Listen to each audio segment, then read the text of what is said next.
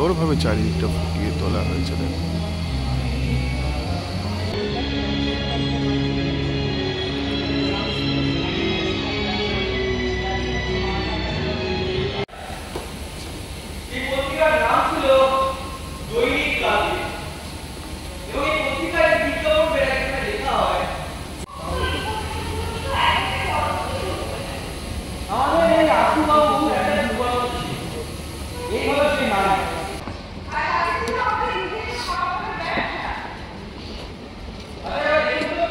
যখন ব্যোমকেশ তাকে ধরিয়ে দেওয়ার কথা বললে তিনি মান সম্মান হারানোর ভয়ে নিজেই আত্মঘাতী হয় মারা যায়।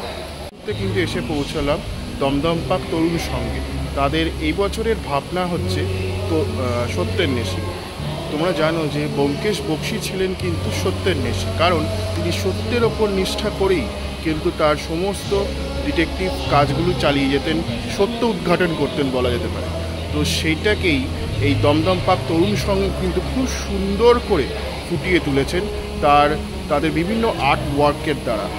তো সেটাই তোমাদের দেখাবো। আশা করি তোমাদের ভিডিওটা ভালো লাগবে। কেমন লাগবে অবশ্যই কিন্তু লিখে জানিও।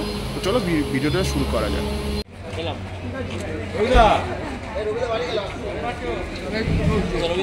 দেখতে পাচ্ছ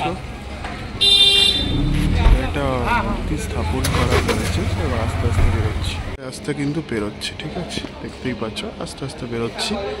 তো চলো Excuse me, who can explain? There are people. প্রতিটা চেনা বাড়ির একটা অচেনা গল্প থাকে, প্রতিটি মানে আছে একটা অন্ধকার কোণ, আর কাছে আমাদের সবার সত্যনিশী ব্যোমকেশ বক্সী।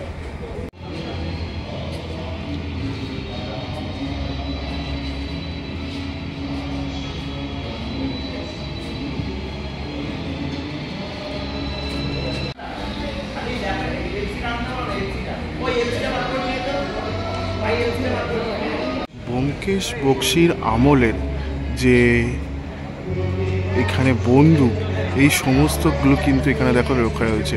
আর সেই আমলের যে লাইটিং কন্ডিশনগুলো রয়েছে, এইগুলো আগে তো এরকম গ্যাসের আলোতে জ্বলতো, কিন্তু এখন আস্তে আস্তে কিন্তু এই আলোটা দেওয়া হয়েছে। দেখতে পাচ্ছ এটা ইলেকট্রিকের এখন চুল্লি রয়েছে। তো ব্যোমকেশ বক্সীর আমলে বা যেই সময় ব্যোমকেশ বক্সী লেখা হয়েছিল সেই আমলের যে এরাটা বা সময়টা, সেইটা কিন্তু এই দমদম পার্ক তাদের আর্ট ওয়ার্কের মাধ্যমে কিন্তু ফুটিয়ে তোলার চেষ্টা করেছে। সেটাই তোমরা কিন্তু দেখতে পাচ্ছ, ঠিক আছে। আমলের যে পাড়াটা সেইটা কিন্তু আস্তে আস্তে এখানে ফুটিয়ে তোলা হয়েছে। তো বুঝতে পারছো ব্যোমকেশের যে এরাটা, যে টাইমিংটা, সেটাই কিন্তু এখানে ফুটিয়ে তোলা হয়েছে আস্তে আস্তে, সেটাই কিন্তু তোমরা দেখছো। তো এইভাবেই এই জিনিসটা, এই অংশটা কিন্তু প্রজেক্ট করা হচ্ছে। ব্যোমকেশ বক্সীর আমলের যে এখানে বন্দুক, এই সমস্তগুলো কিন্তু এখানে দেখো রক্ষা রয়েছে। আর সেই আমলের যে লাইটিং কন্ডিশনগুলো রয়েছে, এইগুলো আগে তো এরকম গ্যাসের আলোতে জ্বলতো, কিন্তু এখন আস্তে আস্তে কিন্তু এই আলোটা দেওয়া হয়েছে। দেখতে পাচ্ছ এটা ইলেকট্রিকের এখন চুল্লি রয়েছে।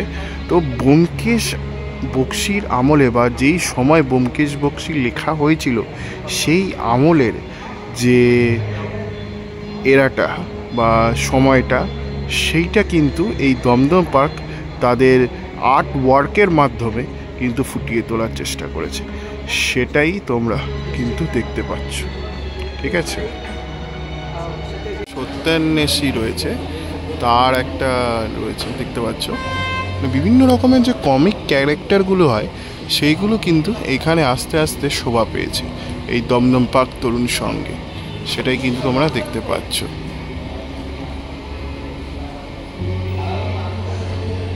দেখতে পাচ্ছ তো এইভাবে কিন্তু আস্তে আস্তে শোভা পেয়েছে, সেটাই তোমরা দেখছো। কিন্তু গল্প সীমন্ত হীরা, যে গল্পে আমরা দেখতে পাই ব্যোমকেশ একটি মূর্তির ভেতর থেকে হীরা খুঁজে বার করে। তারপর এই পত্রিকার নাম ছিল দৈনিক কাল, এবং এই পত্রিকার বিজ্ঞাপন লেখা হয়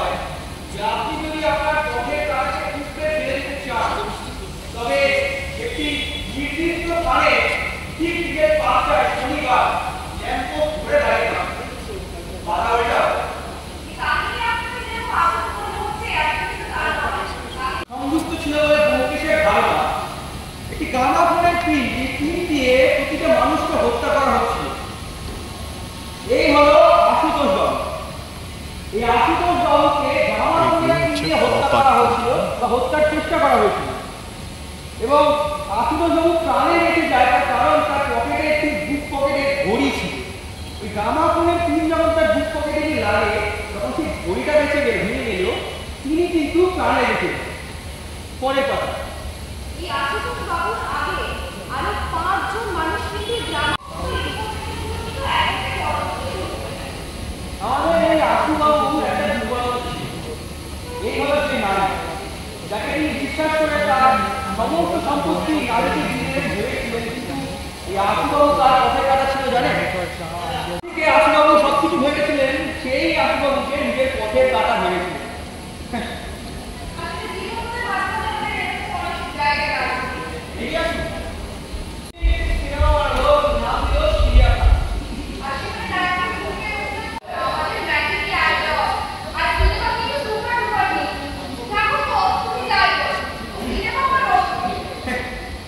এরপরে দেখুন আদিম রীতি।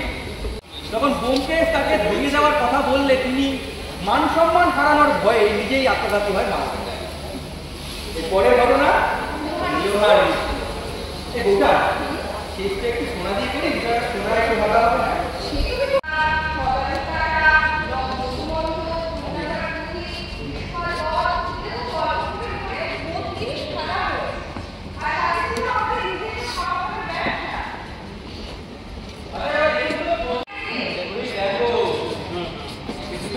এখানে একটা জিনিস তোমাদের বলি, এখানে সমগ্র যে এই আর্টওয়ার্কটা হয়েছে এটা পপ আপ আর্ট, মানে একটা আর্টের পেছনে আরেকটা আর্ট, মানে একটা আর্ট কিছু গল্প কথা বলছে, তার সাথে সাথে আরও কিছু গল্প কথা আরেকটি আর্ট বলছে।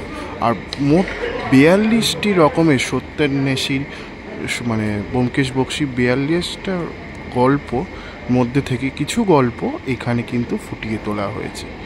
তো সেটাই তোমরা দেখলে, মানে একটা অন্যরকম একটা তোমার থিম বা একটা মণ্ডপ সজ্জা কিন্তু দমদম পার্ক তরুণ সংঘ ফুটিয়ে তুলেছেন।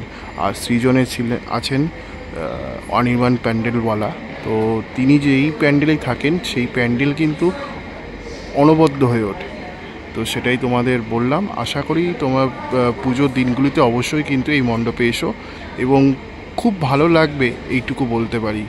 বাচ্চারা কিন্তু অনেক কিছু ব্যোমকেশ বক্সীর এই আর্ট ফর্মের দ্বারা কিন্তু শিখতে পারবে, এইটুকু তো বলা যেতেই পারে।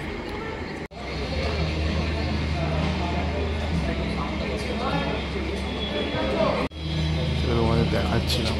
তো এখানে বিভিন্ন রকমের চিত্রকলা কিন্তু আস্তে আস্তে ফুটিয়ে তোলা হয়েছে।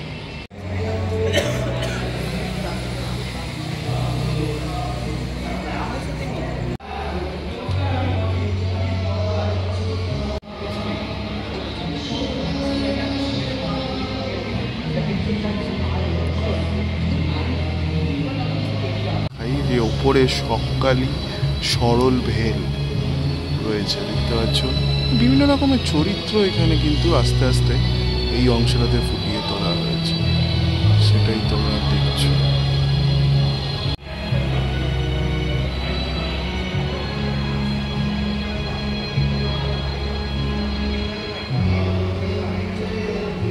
খুব সুন্দর করে চারিদিকটা দেখো ফুটিয়ে তোলা হয়েছে, বেশ ভালো লাগে। এখানেও কিন্তু দেখো উপরে দেখো একটা জিনিস তোমাদের দেখাই,